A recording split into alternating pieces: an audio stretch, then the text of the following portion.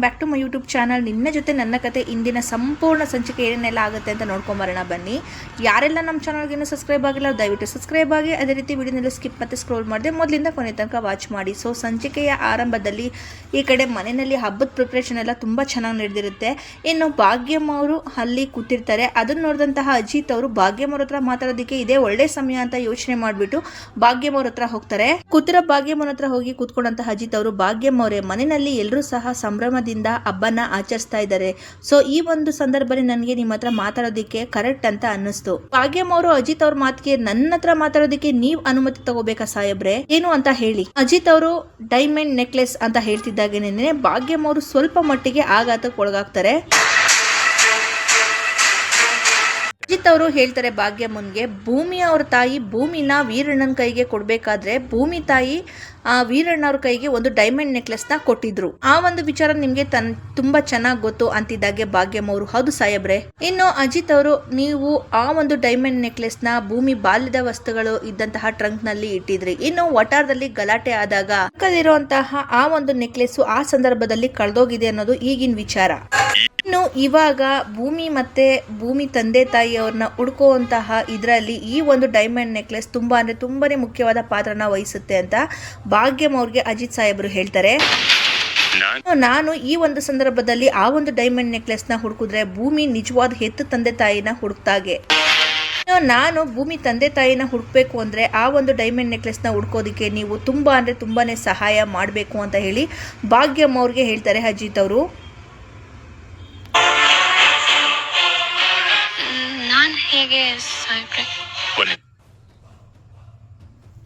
ಭಾಗ್ಯಮ್ಮ ಅವರು, ನಾನ್ ಹೇಗೆ ಸಾಹೇಬ್ರೆ ಕೇಳ್ತಿದ್ದಾಗೆ ಅಜಿತ್ ಅವರು, ಒಂದ್ ನಿಮಿಷ ಇರಿ ಭಾಗ್ಯಮ್ಮ, ನಾನು ಈಗ ಬಂದೆ ಅಂತ ಹೇಳಿ ಎದ್ದೋಗ್ತಾರೆ. ಎದ್ದೋದಂತಹ ಅಜಿತ್ ಅವರು ಒಂದು ಪ್ಲೇವುಡ್ ಶೀಟ್ ಅಲ್ಲಿ ಒಂದು ವೈಟ್ ಶೀಟ್ ನ ಹಾಕೊಂಡು ಒಂದು ಪೆನ್ಸಿಲ್ ನ ತಗೊಂಡು ಈ ಕಡೆ ಭಾಗ್ಯಮ್ಮ ಇರುವಂತಹ ಜಾಗಕ್ಕೆ ಬಂದ್ಬಿಟ್ಟು ಭಾಗ್ಯಮ್ಮ ಅವ್ರ ಕೈಗೆ ಕೊಡ್ತಾರೆ. ಭಾಗ್ಯಮ್ಮ ಅವರು ಸಹ ಆ ಒಂದು ಪ್ಲೇವುಡ್ ಶೀಟ್ ಅನ್ನ ಇಸ್ಕೋತಾರೆ. ಭಾಗ್ಯಮ್ಮ ಅವರೇ, ಆ ಒಂದು ಡೈಮಂಡ್ ನೆಕ್ಲೆಸ್ ಹೇಗಿತ್ತು ಅಂತ ಹೇಳಿ ಆ ಪೇಪರ್ ಮೇಲೆ ನೀವು ಬರ್ಕೊಟ್ರೆ ಆ ಡೈಮಂಡ್ ನೆಕ್ಲೆಸ್ ನ ಹುಡ್ಕೋದಿಕ್ಕೆ ನನಗೆ ತುಂಬಾನೇ ಸಹಾಯ ಆಗುತ್ತೆ. ಒಂದು ಡೈಮಂಡ್ ನೆಕ್ಲೆಸ್ ನಮ್ ಕೈಗೆ ಸಿಕ್ತು ಅಂತ ಅಂದ್ರೆ ಭೂಮಿ ಹೆತ್ತು ತಂದೆ ತಾಯಿನ ಹುಡ್ಕೋದಿಕ್ಕೆ ತುಂಬಾನೇ ಸಹಾಯ ಆಗುತ್ತೆ ಭಾಗ್ಯಮ್ಮ ಅವರೇ. ಭಾಗ್ಯಮ್ಮ ಅವರು ಅಜಿತ್ ಮಾತನ್ನ ಕೇಳಿಸ್ಕೊಂಡು ಯೋಚನೆ ಮಾಡ್ತಾ ಇರೋದು ನೋಡಿ ಅಜಿತ್ ಸಾಹೇಬ್ರು, ಭಾಗ್ಯಮ್ಮ ಅವರು ಏನು ಯೋಚನೆ ಮಾಡ್ತಾ ಇದ್ದಾರೆ ಅಂತ ಕೇಳಿದಾಗ ಭಾಗ್ಯಮ್ಮ ಹೇಳ್ತಾರೆ, ಏನು ಇಲ್ಲ, ಆದ್ರೆ ಆ ಒಂದು ನೆಕ್ಲೆಸ್ ನ ಬರೆಯುವಂತಹ ಪ್ರಯತ್ನ ಪಡ್ತೀನಿ ಸಾಹೇಬ್ರೆ ಅಂತ ಹೇಳ್ಬಿಟ್ಟು ಅವ್ರು ಸ್ಕೆಚ್ ಪ್ರಾರಂಭ ಮಾಡ್ತಾರೆ. ಅಜಿತ್ ಅವರು ಆ ಸ್ಕೆಚ್ ನ ಹೇಗ್ ಮಾಡ್ತಾರೆ ಅನ್ನೋ ಒಂದು ಟೆನ್ಷನ್ ಅಲ್ಲಿ ಇರ್ತಾರೆ. ಅದೇ ಸಂದರ್ಭದಲ್ಲಿ ಈ ಕಡೆ ಭೂಮಿಯವರು ಹಾಲ್ನಲ್ಲಿ ಎಲ್ಲಾ ದೇವರ ಪ್ರಕ್ರಿಯೆಗಳನ್ನು ನಡೆಸ್ಬಿಟ್ಟು ಆ ಕಡೆ ಅವ್ರ ಅಮ್ಮ ಇರುವಂತಹ ಜಾಗಕ್ಕೆ ಬರುವಂತಹ ಪ್ರಯತ್ನದಲ್ಲೂ ಸಹ ಇರ್ತಾರೆ. ಭಾಗ್ಯಮ್ಮ ಇರುವಂತಹ ಒಂದು ಜಾಗಕ್ಕೆ ಈ ಕಡೆ ಭೂಮಿಯವರು ಬಂದು ಭಾಗ್ಯಮ್ಮ ಅವರು ಬರೀತಾ ಇರುವಂತಹ ಒಂದು ಡ್ರಾಯಿಂಗ್ ನ ನೋಡಿ ಶಾಕ್ಗೆ ಒಳಗಾಗ್ತಾರೆ.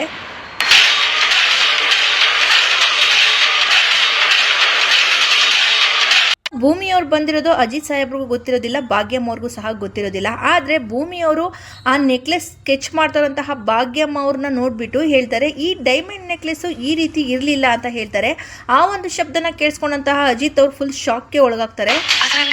ಆ ಒಂದು ಡೈಮಂಡ್ ನೆಕ್ಲೆಸ್ ನಲ್ಲಿ ಚಿಕ್ಕ ಹರಳಿತ್ತು ಮತ್ತೆ ಮಧ್ಯದಲ್ಲಿ ದೊಡ್ಡದೊಂದು ಪೆಂಡೆಂಟ್ ಇತ್ತಲ್ವಾ ಅಂತಿದ್ದಾಗೆ ಅಜಿತ್ ಅವ್ರಿಗೆ ಶಾಕ್ ಆಗುತ್ತೆ. ಭಾಗ್ಯಮ್ಮ ಅವರು, ಅಯ್ಯೋ ಹೌದಲ್ವಾ. ಭೂಮಿ ಮತ್ತೆ ಭಾಗ್ಯಮ್ಮ ಮಾತಾಡಿರುವಂತಹ ಒಂದು ಸಂದರ್ಭನ ಈ ಕಡೆ ಇಬ್ರು ಶಾಕ್ಗೆ ಒಳಗಾಗಿ ಭಾಗ್ಯಮ್ಮ ಅವರು ಸಹ ಭೂಮಿ ಮುಖ ನೋಡ್ಕೊಂಡು ಎದ್ದು ನಿಂತ್ಕೋತಾರೆ. ಇನ್ನು ಅಜಿತ್ ಅವರು ಸಹ ಡೌಟ್ ಅಲ್ಲೇ ಭೂಮಿ ಮುಖನ ನೋಡ್ತಾ ಇರ್ತಾರೆ. ಅಜಿತ್ ಅವರು ತುಂಬಾ ಸ್ಟ್ರಿಕ್ಟ್ ಆಗಿ ಪೊಲೀಸ್ ಇನ್ವೆಸ್ಟಿಗೇಷನ್ ತರ, ಹಾಗಾದ್ರೆ ನೀನು ಈ ಒಂದು ಡೈಮಂಡ್ ನೆಕ್ಲೆಸ್ ನ ನೋಡಿದ್ಯಾ ಅಂತ ಹೇಳ್ಬಿಟ್ಟು ಭೂಮಿ ಅವ್ರನ್ನ ಕೇಳ್ತಾರೆ. ಭೂಮಿಯವರು ಅಯ್ಯಯ್ಯೋ ಇಲ್ಲಪ್ಪ ಅಂತ ಹೇಳ್ತಾರೆ. ಆದ್ರೆ ಅಜಿತ್ ಅವರು, ಇಲ್ಲ, ನೀನ್ ಆ ಒಂದು ಡೈಮಂಡ್ ನೆಕ್ಲೆಸ್ ನ ನೋಡಿದ್ಯಾ, 100% ನೀನ್ ಆ ಒಂದು ಡೈಮಂಡ್ ನೆಕ್ಲೆಸ್ ನ ನೋಡಿದ್ಯಾ ಅಂತಿದ್ದಾಗೆ ಭೂಮಿಯವರು ಶಾಕ್ಗೆ ಒಳಗಾಗ್ತಾರೆ. ಅಜಿತ್ ಅವರು, ನೀನ್ ಆ ಒಂದು ಡೈಮಂಡ್ ನೆಕ್ಲೆಸ್ ನ ನೋಡಿಲ್ಲ ಅಂತ ಅಂದಿದ್ರೆ ಭಾಗ್ಯಮ್ಮ ಬಿಡಿಸ್ತಾ ಇರುವಂತಹ ಡೈಮಂಡ್ ನೆಕ್ಲೆಸ್ ನಲ್ಲಿ ತಪ್ಪನ್ನ ನೀನು ಹುಡುಕ್ತಾ ಇರಲಿಲ್ಲ, ಅದನ್ನ ನೀನು ನೋಡಿದ್ಯಾ ಅಂತ ಅಂದಮೇಲೆ ಆ ಒಂದು ನೆಕ್ಲೆಸ್ ಪಕ್ಕ ಕಳ್ತನ ಆಗಿರೋದಕ್ಕೆ ಸಾಧ್ಯನೇ ಇಲ್ಲ ಅಂತ ಹೇಳ್ತಿದ್ದಾಗೆ ಭೂಮಿ ಮತ್ತೆ ಶಾಕ್ಗೆ ಒಳಗಾಗ್ತಾರೆ ಆ ಒಂದು ಮಾತಿಂದ. ಇನ್ನು ಅಜಿತ್ ಅವರು ತುಂಬಾ ಸ್ಟ್ರಿಕ್ಟ್ ಆಗಿ ಭೂಮಿ ಅವ್ರಿಗೆ, ಹೇಳು ಎಲ್ಲಿ ಆ ನೆಕ್ಲೆಸ್ ಅಂತ ಕೇಳ್ತಾರೆ. ಇಲ್ಲಿ ಆ ನೆಕ್ಲೆಸ್ ಅಂದೆ ಅಂತಿದ್ದಾಗೆ ನಿನ್ನೆ ಭೂಮಿಯವರು ಏನ್ ಸಾಯಬ್ರೆ ನೀವು ಕಟ್ಕೊಂಡ್ ಹೆಂಡತಿ ಮೇಲೆ ಅನುಮಾನ ಪಡ್ತಾ ಇದ್ದೀರಾ ನೀವು. ಮನೆ ಹಿಂದೆ ಒಂದ್ಸಾರಿ ಈ ಹಾರದ ಬಗ್ಗೆ ಮಾತಾಡಿದ್ಲು, ಅದನ್ನ ನಾನು ಗಮನದಲ್ಲಿ ಇಟ್ಕೊಂಡು ಆ ಹಾರ ಹೀಗೆ ಇರ್ಬೋದೇನೋ ಅಂತ ಹೇಳಿ ಮಾತಾಡ್ದೆ. ನೀವು ನನ್ನನ್ನೇ ಪ್ರಶ್ನೆ ಮಾಡ್ತಿರಲ್ಲ ಅಂತ ಹೇಳ್ಬಿಟ್ಟು ಭೂಮಿಯವರು ಸ್ವಲ್ಪ ಜಾರ್ಕೊಳ್ಳುವಂತಹ ಪ್ರಯತ್ನ ಮಾಡ್ತಾರೆ. ಆದ್ರೆ ಅಜಿತ್ ಅವ್ರು ಮಾತ್ರ ಪೊಲೀಸ್ ರೀತಿನೇನೆ ಸಂಶಯ ಪಡ್ತಾ ಇರ್ತಾರೆ. ಭಾಗ್ಯಮ್ಮ ಅವರು ಹೌದು ಸಾಹೇಬ್ರೆ, ನಾನು ಆ ಒಂದು ಹಾರನ ನೋಡಿ ತುಂಬಾ ದಿನಗಳಾಗೋಯ್ತು, ಇನ್ನು ಅದು ಸರಿಯಾಗಿ ನನ್ಗೆ ನೆನಪು ಕೂಡ ಇಲ್ಲ. ನಾನು ಹೇಳ್ತಾ ಇರೋದು ನಿಜ ಸಾಹೇಬ್ರೆ ಅಂತ ಭಾಗ್ಯಮ್ಮ ಅವ್ರು ಹೇಳ್ತಿದ್ದಾಗೇನೆ ಭೂಮಿಯವರು ನಾನ್ ಕೂಡ ಹೇಳ್ತಾ ಇರೋದು ನಿಜ ಸಾಹೇಬ್ರೆ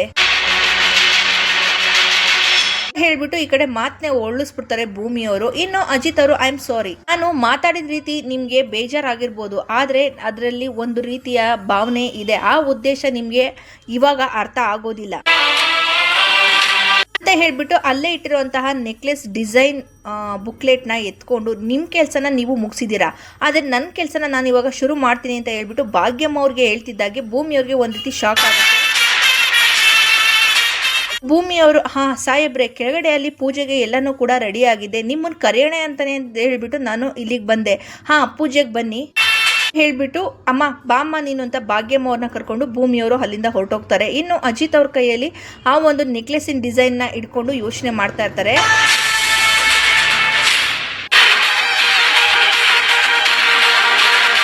ಇನ್ನು ಈ ಕಡೆ ದೇವರ ಮನೆಯಲ್ಲಿ ಎಲ್ಲರೂ ಕೂಡ ಬಂದು ನಿಂತಿರ್ತಾರೆ. ದೇವರ ಪೂಜೆಗೆ ಸಕಲ ಸಿದ್ಧತೆಗಳು ಆಗಿರುತ್ತೆ. ಪ್ರತಿಯೊಬ್ರು ಕೂಡ ದೇವ್ರನ್ನ ನೋಡ್ತಾ ಕೈ ಮುಕ್ಕೊಂಡು ನಿಂತಿರ್ತಾರೆ. ಅಜ್ಜಿ ಅವರು ಕೈ ಮುಗ್ದಾದ್ಮೇಲೆ ಭೂಮಿ ಆರತಿ ಮಾಡಮ್ಮ ಅಂತ ಹೇಳಿ ಭೂಮಿಯವ್ರಿಗೆ ಹೇಳ್ತಾರೆ. ಭೂಮಿಯವರು ಮಹಾಮಂಗಳಾರತಿನ ದೇವರಿಗೆ ಮಾಡ್ತಾರೆ. ಮುಗಿದ ನಂತರ ಎಲ್ರಿಗೂ ಕೂಡ ಶ್ರದ್ಧಾ ಭಕ್ತಿಯಿಂದ ಈ ಕಡೆ ಮಂಗಳಾರತಿನ ಕೊಡ್ತಾರೆ ಭೂಮಿಯವರು ಪ್ರತಿಯೊಬ್ಬರಿಗೂ.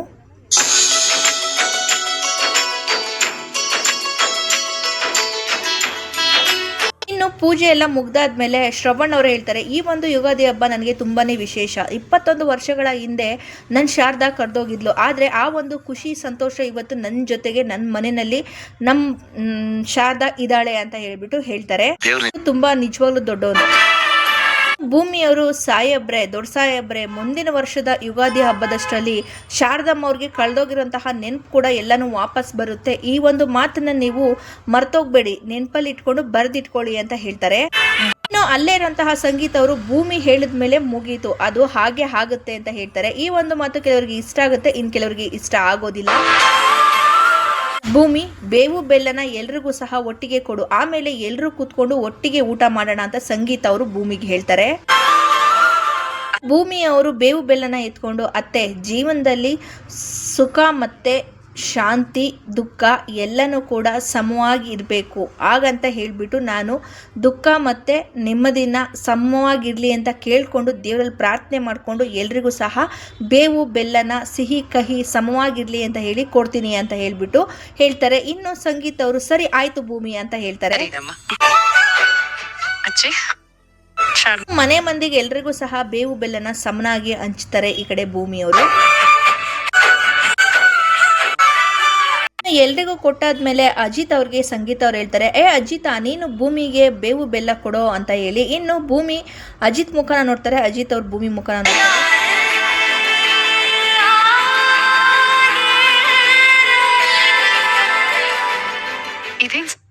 ಅಜಿತ್ ಅವರು ಭೂಮಿಗೆ ಬರೀ ಬೆಲ್ಲ ಅಷ್ಟೇ ಕೊಟ್ಟಿರ್ತಾರೆ. ಅದನ್ನ ನೋಡಿದಂತಹ ಭೂಮಿ ಅವರು ಇದೇನ್ ಸಾಹೇಬ್ರೆ ಬರೀ ಬೆಲ್ಲನ್ನೇ ಕೊಟ್ಟಿದ್ದೀರಾ ಅಂತ ಕೇಳಿದಾಗ ಅಜಿತ್ ಅವರು ಯಾರಿಗೆ ಎಷ್ಟು ಸಿಗ್ಬೇಕೋ ಅಷ್ಟು ಅದೇ ಸಿಗ್ಬೇಕು,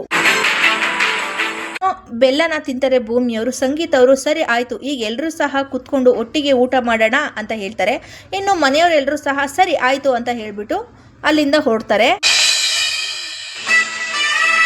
ಭೂಮಿಯವ್ರ ತಾಯಿನ ಈ ಕಡೆ ಸ್ಟೇಷನ್ಗೆ ಅಂದರೆ ಜೈಲಿಗೆ ಕಳಿಸೋಂತಹ ಸಮಯ ಬರುತ್ತೆ. ಸೊ ಹಾಗಾಗಿ ಭೂಮಿಯವರು ಅವ್ರ ತಾಯಿನ ಕರ್ಕೊಂಡು ಎಲ್ಲರೂ ಕೂತಿರೋಂತಹ ಹಾಲ್ಗೆ ಬರ್ತಾರೆ. ಇನ್ನು ಸಾಹೇಬ್ರು ಫುಲ್ ಯೂನಿಫಾರ್ಮಲ್ಲಿ ಇರ್ತಾರೆ. ಇನ್ನು ಕರ್ಕೊಂಬಂದಾದ್ಮೇಲೆ ಮನೆ ಮಂದಿ ಎಲ್ಲರೂ ಸಹ ಭಾಗ್ಯಮ್ಮ ಅವ್ರನ್ನ ನೋಡ್ತಾ ಇರ್ತಾರೆ.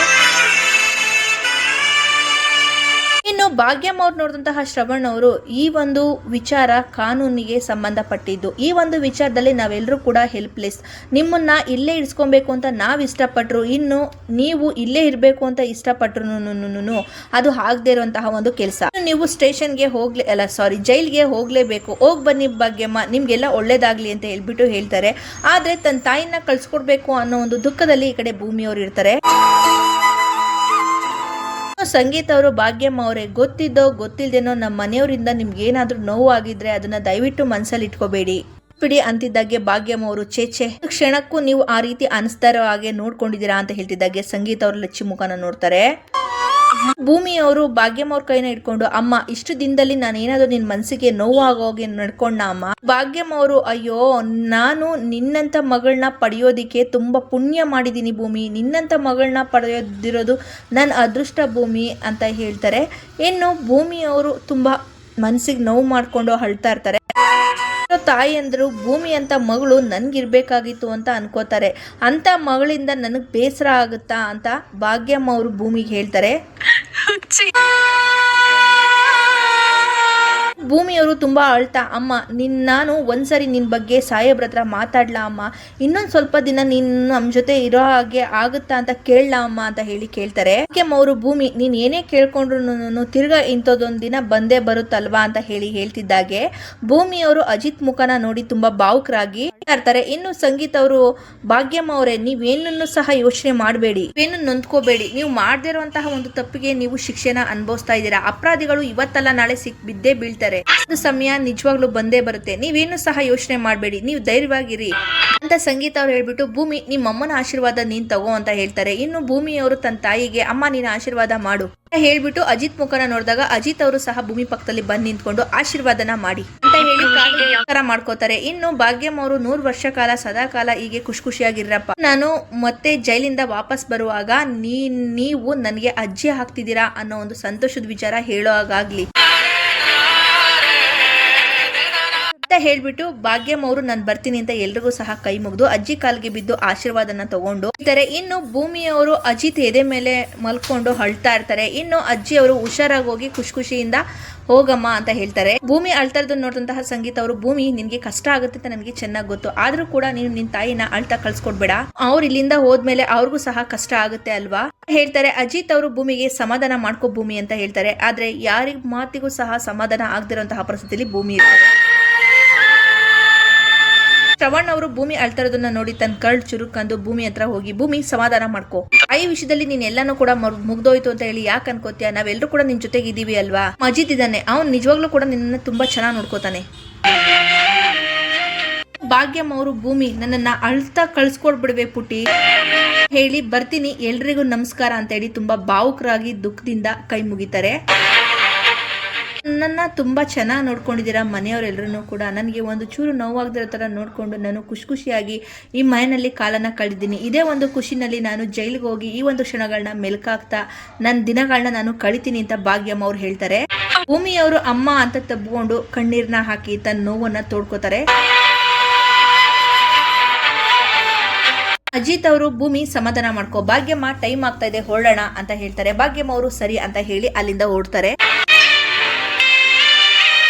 ಇನ್ನು ಮನೆಯಲ್ಲಿ ಎಲ್ಲರೂ ಕೂಡ ಭಾಗ್ಯಮ್ಮ ಅವ್ರನ್ನ ಕಳಿಸ್ಕೊಡ್ತಾರೆ. ಈ ಕಡೆ ಸ್ಟೇಷನ್ ಅಲ್ಲಿ ಕುತ್ಕೊಂಡು ಅಜಿತ್ ಅವರು ಯೋಚನೆ ಮಾಡ್ತಾ ಇರ್ತಾರೆ. ಅಜಿತ್ ಅವ್ರನ್ನ ತಬ್ಕೊಂಡಿರುವಂತಹ ಭೂಮಿ ಸಂದರ್ಭನ ನೆನ್ಪು ಮಾಡ್ಕೊಂಡು, ಭೂಮಿ ನಡ್ಕೋತಾ ಇರೋದನ್ನ ನೋಡಿದ್ರೆ ನನ್ಗೆ ಯಾಕೋ ವಸ್ತು ಅಂತ ಅನಿಸ್ತಾ ಇದೆಯಲ್ಲ, ಯಾಕೋ ಭೂಮಿಗೂ ನನ್ನ ಮೇಲೆ ಲವ್ ಶುರುವಾಗಿದ್ಯಾ ಅಂತ ಹೇಳಿ ನನಗೆ ಯಾಕೋ ಡೌಟ್ ಶುರುವಾಗ್ತಿದೆ, ಇದನ್ನೆಲ್ಲ ಹೇಗ್ ತಿಳ್ಕೊಬೇಕು ಅಂತ ಯೋಚನೆ ಮಾಡ್ತಾ ಇರ್ತಾರೆ ಅಜಿತ್ ಅವರು. ಯೋಚನೆ ಮಾಡ್ತಾನೆ ತನ್ನ ಫೋನ್ ನ ತಗೊಂಡು ಸತ್ಯ ಅವ್ರಿಗೆ ಕಾಲ್ ಮಾಡ್ತಾರೆ. ಸತ್ಯ ಅವರು ಈ ಕಡೆ ಅಜಿತ್ ಮನೆ ಹತ್ರನೇ ಇರ್ತಾರೆ. ಸೊ ಆಗಾಗ ಅವರು ಎಲ್ಲಿದ್ಯಪ್ಪ ಅಜಿತ್ ಅಂತ ಕೇಳ್ತಾರೆ. ಭಾಗ್ಯಮ್ಮನ ಈಗ ತಾನೇ ಸ್ಟೇಷನ್ ಬಿಟ್ಬಿಟ್ಟು ಅಲ್ಲ ಜೈಲಿಗೆ ಬಿಟ್ಬಿಟ್ಟು ಸ್ಟೇಷನ್ ಬಂದೆ, ನೀವ್ ಇಲ್ಲಿದ್ರೆ ಸತ್ಯಣ್ಣ ಅಂತಿದ್ದಾಗೆ ಸತ್ಯ ಅವರು, ನಾನು ಇನ್ನೆಲ್ಲಿರ್ಲಿ ಮನೆಯಲ್ಲೇ ಇದ್ದೀನಿ, ಶ್ರವಣ್ಣು ಮತ್ತೆ ರಾಮಣ್ಣ ಈಗ ತಾನೇ ಕೆಲ್ಸಕ್ಕೆ ಹೊರಟ್ರು ಅಂತಿದ್ದಾಗೇನೆ ಅಜಿತ್ ಅವರು, ಭೂಮಿ ಏನ್ ಮಾಡ್ತಿದ್ದಾಳೆ ಏನ್ ಮಾಡ್ತಾ ಇರ್ತಾಳೆ, ಅಡಿಗೆ ಮನೆಯಲ್ಲಿ ಲಂಚ್ ಬಾಕ್ಸ್ ನ ರೆಡಿ ಮಾಡ್ತಿದ್ದಾಳೆ, ನಿನ್ಗೆ ಬರುವಾಗ ನಾನೇ ತಗೊಂಡ್ಬರ್ತೀನಿ. ಅಜಿತ್ ಅವರು ಸತ್ಯಣ್ಣ ನೀವ್ಯಾಕೆಲ್ಲ ಲಂಚ್ ಬಾಕ್ಸ್ ನ ಇಲ್ಲಿ ತಗೊಂಬರೋದಕ್ಕೆ ಹೋಗ್ತೀರಿ, ನಾನು ಹೇಳೋದನ್ನ ಸ್ವಲ್ಪ ಕೇಳಿ. ಮನೆಯಲ್ಲಿ ಯಾರಿಗೂ ಗೊತ್ತಾಗ್ದಿರೋ ಹಾಗೆ ಇಮಿಡಿಯೇಟ್ ಆಗಿ ಅಲ್ಲಿಂದ ಎಕ್ಸಿಟ್ ಆಗಿ ಅಂತಿದ್ದಾಗೆ ಸತ್ಯ ಅವರು ಏನು ಇಮಿಡಿಯೇಟ್ ಆಗಿ ಹೊರಟು ಬಿಡೋದಾ? ಅಜಿತ ನಿನಗೋಸ್ಕರ ಆ ಹುಡುಗಿ ಕಷ್ಟ ಪಟ್ಕೊಂಡು ಲಂಚ್ ಬಾಕ್ಸ್ ನ ರೆಡಿ ಮಾಡ್ತಿದ್ದಾಳೆ, ತಗೊಂಡೋಗ್ಲಿಲ್ಲ ಅಂದ್ರೆ ಬೇಜಾರು ಮಾಡ್ಕೊಳೋದಿಲ್ವಾ? ಅವರು ಸತ್ಯಣ್ಣ ನಿಮ್ಗೆ ನನ್ ಮೇಲೆ ಪ್ರೀತಿ ಕಾಳಜಿ ಎಲ್ಲಾನು ಕೂಡ ಇದೆ, ಅದನ್ನ ಈ ಟೈಮಲ್ಲಿ ಪ್ರೂವ್ ಮಾಡೋದಕ್ಕೆ ಹೋಗ್ಬೇಡಿ. ನಾನೇನೋ ಒಂದು ಹೇಳ್ತಿದ್ದೀನಿ ಅಂತಂದ್ರೆ ನಾನು ಯೋಚನೆ ಮಾಡಿ ಹೇಳ್ತಾ ಇದ್ದೀನಿ ಅಂತ ಅಲ್ವಾ ಅರ್ಥ? ನೀವು ಲಂಚ್ ಬಾಕ್ಸ್ ನ ತಗೊಂಡ್ಬರ್ದೆ ಬಂದ್ರೆ ಭೂಮಿನೇ ನನ್ಗೆ ಲಂಚ್ ಬಾಕ್ಸ್ ನ ತಗೊಂಡ್ಬರ್ತಾಳೆ, ಅವಾಗ ನಾನು ಕೊನೆಯದಾಗಿ ಅವಳ ಹತ್ರ ಮಾತಾಡ್ಬೋದು. ಸತ್ಯ ಅವರು ಓಹೋ ಸರಿ, ನಿನ್ ಉಪಾಯ ಏನೋ ತುಂಬಾ ಚೆನ್ನಾಗಿದೆ, ಆದ್ರೆ ಕೊನೆಯದಾಗಿ ಒಂದ್ ಮಾತು ನೀನ್ ಹೇಳ್ದಲ್ಲ, ಕೊನೆಯದಾಗಿ ಅವಳ ಹತ್ರ ಮಾತಾಡ್ಬೋದು ಅಂತ, ಆ ವಿಚಾರದ ಬಗ್ಗೆ ನನಗೆ ಅರ್ಥ ಆಗ್ಲಿಲ್ಲ. ಅಜಿತ್ ಅವರು ಸತ್ಯಣ್ಣ ನನ್ ಯಾಕೋ ಭೂಮಿ ತುಂಬಾ ಕೆಲವು ದಿನಗಳಿಂದ ಹೊಸದಾಗಿ ಕಾಣಿಸ್ತಾ ಇದ್ದಾಳೆ, ನಾನು ಇದಕ್ಕಿಂತ ಮುಂಚೆ ಭೂಮಿನ ನನ್ ಜೊತೆ ಹೀಗೆಲ್ಲ ನಾನು ನೋಡೇ ಇಲ್ಲ, ಈ ಒಂದು ವಿಚಾರವಾಗಿ ನಾನು ಅವಳ ಹತ್ರ ಮಾತಾಡ್ಬೇಕು. ಮನೇಲಿ ಇತ್ತು ಅಂದ್ರೆ ಯಾರಾದ್ರೂ ಒಬ್ರು ಬರ್ತಾರೆ, ಈ ವಿಚಾರನ ಕೇಳೋದಿಕ್ಕಾಗಲ್ಲ, ಡಿಸ್ಟರ್ಬ್ ಆಗಿರುತ್ತೆ. ಅಟ್ಲೀಸ್ಟ್ ಅವಳೇ ಪೊಲೀಸ್ ಸ್ಟೇಷನ್ಗಾದ್ರೂ ನನ್ ಊಟ ತಗೊಂಬಂದ್ರೆ ಈ ವಿಚಾರನ ಡೈರೆಕ್ಟ್ ಆಗಿ ಕೇಳ್ಬೋದು ಅಂತ. ಸತ್ಯ ಅವರು ಅಜಿತ್ ಮಾತ್ಗೆ ಅಲ್ಲಪ್ಪ ನೀನ್ ಹೇಗ್ ಅನ್ಕೊಂಡೆ ಮತ್ತೆ ಅವಳಿಗೆ ನಿನ್ ಮೇಲೆ ಪ್ರೀತಿ ಶುರುವಾಗ್ತಿದೆ ಅಂತ ಅಂತಿದ್ದಾಗೆ ಅಜಿತ್ ಅವರು ಲಾಯರ್ ಅಂತ ನನಗೆ ಚೆನ್ನಾಗಿ ಗೊತ್ತು, ಆದ್ರೆ ಈಗ ಈ ವಿಚಾರದಲ್ಲಿ ನೀವು ಆ ಕೆಲಸ ಮಾಡೋದಿಕ್ ಹೋಗ್ಬೇಡಿ, ನಲ್ಲಿ ಎಲ್ಲಾ ವಿಚಾರನು ಹೇಳ್ಕೊಂಡ್ ಕೂತ್ಕೊಂಡ್ಲಾ, ಪ್ಲೀಸ್ ಆದಷ್ಟು ಬೇಗ ಮನೆಯಿಂದ ನೀವು ಎಕ್ಸಿಟ್ ಆಗಿ, ಭೂಮಿ ಬರೋದಿಕ್ಕೆ ದಾರಿ ಮಾಡ್ಕೊಡಿ, ಕೈ ಮುಗಿತಾ ಇದ್ದೀನಿ ಫೋನ್ ನಲ್ಲೇ. ಅಜಿತ್ ಮಾತ್ಗೆ ಸತ್ಯ ಅವರು ಸರಿನಪ್ಪ ಆಯ್ತು ಹೊರಟೆ, ನಿಗೋಸ್ಕರ ಏನ್ ಬೇಕಾದ್ರೂ ಮಾಡ್ತೀನಿ, ಇಷ್ಟು ಮಾಡದೇ ಇರ್ತೀನ, ಈಗ್ಲೇ ನಾನು ಇಲ್ಲಿಂದ ಹೊರಡ್ತೀನಿ. ಪ್ಲೀಸ್ ಸತ್ಯ ಅವರು ಅಲ್ಲಿಂದ ಗಾಡಿ ಸ್ಟಾರ್ಟ್ ಮಾಡೋದಕ್ಕೆ ಅಂತ ಹೋಗಿ ಸೌಂಡ್ ಆಗುತ್ತೆ ಅಂತೇಳಿ ಗಾಡಿನ ತಳ್ಕೊಂಡು ಅಲ್ಲಿಂದ ಎಕ್ಸಿಟ್ ಆಗ್ತಾರೆ. ಭೂಮಿ ಅವರು ಅಜಿತ್ಗೆ ಲಂಚ್ ಬಾಕ್ಸ್ ನ ರೆಡಿ ಮಾಡ್ಕೊಂಡು ಸತ್ಯಣ್ಣ ಸತ್ಯಣ್ಣ ಅಂತ ಮನೆಯಿಂದ ಹೊರಗಡೆ ಬರ್ತಾರೆ. ಭೂಮಿ ಅವರು ಸತ್ಯ ಇಲ್ದಿರೋದು ನೋಡಿ ಸತ್ಯಣ್ಣ ಸತ್ಯಣ್ಣ ಅನ್ನೋ ಸೌಂಡು ಸಂಗೀತ ಅವರು ಕೇಳಿಸುತ್ತೆ. ಸಂಗೀತ ಅವರು ಭೂಮಿ ಅಂತ ಬಂದಾಗ ಭೂಮಿ ಅವರು ಸತ್ಯಣ್ಣ ಇಲ್ವಾ ಇಲ್ಲಿ ಅಂತ ಕೇಳ್ತಾರೆ. ಇನ್ನು ಅದಕ್ಕೆ ಸಂಗೀತ ಅವರು ಸತ್ಯ ಇಲ್ಲ ಆಗ್ಲೇ ಹೋದ್ನಲ್ಲ ಅಂತ ಹೇಳ್ತಾರೆ. ಇನ್ನು ಭೂಮಿ ಅವರು ಹೌದಾ? ಸಂಗೀತ ಅವರು ಹೋದ, ಯಾಕೆ ಏನಾಯ್ತು ಅಂತಿದ್ದಾಗೆ ಭೂಮಿ ಅವರು ಹೇಳ್ತಾರೆ, ಸತ್ಯಣ್ಣನಿಗೆ ಸಾಹೇಬ್ರಿಗೆ ಊಟ ತಗೊಂಡೋಗಿ ಅಂತ ಹೇಳಿದ್ದೆ ನೋಡಿ, ಆದ್ರೆ ಅವರು ಹೊರಟೆ ಹೋಗಿದ್ದಾರೆ. ಯೋಚನೆ ಮಾಡ್ತಾ ಭೂಮಿ ಅವರು ಅತ್ತೆ ಹೇಗಿದ್ರು ಡ್ರೈವರ್ ಅಣ್ಣ ಇಲ್ಲೇ ಇದ್ದಾರೆ, ನೀವೇ ಊಟ ತಗೊಂಡೋಗಿ ಸಾಹೇಬ್ರಿಗೆ ಕೊಟ್ಬಿಡ್ತೀರಾ, ನನಗೆ ತುಂಬಾ ಕೆಲಸ ಇದೆ ಅಂತಿದ್ದಾಗೆ ಸಂಗೀತ ಅವರು ಸೊಂಟದ ಮೇಲೆ ಕೈ ಇಟ್ಕೊಂಡು ಹಬ್ಬ ಆಯ್ತು, ಪೂಜೆ ಆಯ್ತು, ಎಲ್ಲನೂ ಮುಗೀತು, ಈಗ ಆರಾಮಾಗಿ ಗಂಡನ ಜೊತೆ ಕೂತ್ಕೊಂಡು ಊಟ ಮಾಡೋದ್ ಬಿಟ್ರೆ ಇನ್ನೇನ್ ಕೆಲಸ ಇದೆ ನಿನ್ಗೆ? ಭೂಮಿ ಅವರು ತನ್ನ ಅತ್ತೆ ಮಾತಿಗೆ ತುಂಬಾ ಕೆಲಸ ಇದೆ ಅತ್ತೆ, ಸಾಹೇಬ್ರ ಬಟ್ಟೆನೆಲ್ಲ ವಾಶ್ ಮಾಡಕ್ ಹಾಕ್ಬೇಕು, ಐರನ್ ಮಾಡ್ಬೇಕು, ಡ್ರೈ ಕ್ಲೀನ್ ಕಳಿಸ್ಬೇಕು, ಸಾಹೇಬ್ರು ಪರ್ಸ್ನ ಕಾಣಿಸ್ತಾ ಇಲ್ಲ ಅಂತ ಹೇಳಿದ್ರು ಅದನ್ನು ಕೂಡ ಹುಡುಕಿ ಇಟ್ಬಿಡ್ಬೇಕು. ತನ್ನ ಅತ್ತೆ ಭೂಮಿ ಮಾತಿಗೆ ಇಷ್ಟೆಲ್ಲ ಕೆಲ್ಸನೂ ನೀನು ಇವತ್ತೇ ಮಾಡ್ಬೇಕು ಅಂತ ಅಂದ್ರೆ ಇವತ್ತೇನ್ ಮನೆ ಬಿಟ್ಟು ಹೋಗ್ತಾ ಇದೆಯಾ ನೀನು ಅಂತ ಹೇಳ್ತಾರೆ. ಈ ಒಂದು ಮಾತು ಭೂಮಿ ಅವ್ರಿಗೆ ಶಾಕಿಂಗ್ ನ್ಯೂಸ್ ಆಗಿರುತ್ತೆ. ಭೂಮಿ ಅವರು ಶಾಕ್ ಆಗಿದ್ದು ನೋಡಿ ಸಂಗೀತ ಅವರು ಏನ್ ಹೇಳು ನಾನು, ಮತ್ತೆ ನೀನು ಹೇಳ್ತಿರೋದು ನೋಡಿ, ಒಂದು ಯುಗಾದಿ ಹಬ್ಬ ಆರಾಮಾಗಿ ಕೂತು ಗಂಡನ ಜೊತೆ ಮಾತಾಡ್ತಾ ಊಟ ಮಾಡೋದ್ ಬಿಟ್ಟು ಕೆಲ್ಸ ಅಂತ ಇರ್ತೀಯಲ್ಲ. ಭೂಮಿ ಅಜಿತ್ ನಿನಗೋಸ್ಕರ ಕಾಯ್ತಾ ಇರ್ತಾನೆ, ನೀನು ಹೋಗಿ ಊಟ ಕೊಟ್ಟು ಅವನ ಜೊತೆ ಊಟ ಮಾಡಿ ಸ್ವಲ್ಪ ಸಮಯ ಆರಾಮಾಗಿ ಕಳಿಬಹುದು ತಾನೆ. ಸಂಗೀತ ಅವರು ನೀನ್ ಈ ರೀತಿ ಮಾಡಿದ್ರೆ ನಿಮ್ಮಮ್ಮ ಜೈಲ್ಗೆ ಹೋಗಿರೋ ನೋವು ಸ್ವಲ್ಪ ನಿನ್ಗೆ ಕಡಿಯುತ್ತೆ, ನೀನು ಆರಾಮಾಗಿ ಹೋಗಿ ಊಟ ಕೊಟ್ಬಿಟ್ಟು ಅಜಿತ್ ಜೊತೆ ಇದ್ಬಿಟ್ ಬಾ, ನೀನ್ ಈಗ ಹೇಳ್ದಲ್ಲ ಅದೆಲ್ಲಾ ಕೆಲ್ಸನೂ ಕೂಡ ನಾನ್ ಮಾಡ್ಕೊಡ್ತೀನಿ, ಕೆಲಸ ಮಾಡ್ತೀನಿ ಅಂತ. ಇನ್ನು ಭೂಮಿ ಅವರು ತನ್ನ ಗಂಡನ್ಗೆ ಊಟನ ತಗೊಂಡು ಹೋಗ್ತಾರೆ. ಈ ಒಂದು ಸಂಚಿಕೆಯಲ್ಲಿಗೆ ಮುಕ್ತಾಯವಾಗುತ್ತೆ. ಸೊ ಈ ವಿಡಿಯೋ ನಿಮಗೆ ಇಷ್ಟ ಆಗಿರೋ ದಯವಿಟ್ಟು ಲೈಕ್ ಮಾಡಿ, ಶೇರ್ ಮಾಡಿ, ಅದೇ ರೀತಿ ಕಮೆಂಟ್ ಮಾಡಿ. ಮುಂದಿನ ಸಂಚಿಕೆ ಏನೆಲ್ಲ ಆಗುತ್ತೆ ಅನ್ನೋದನ್ನ ನೆಕ್ಸ್ಟ್ ಪ್ರೊಮೋ ವಿಡಿಯೋದಲ್ಲಿ ನಾವು ನೋಡೋಣ. ಸೊ ಈ ವಿಡಿಯೋ ನೋಡಿದ್ದಕ್ಕಾಗಿ ಧನ್ಯವಾದಗಳು.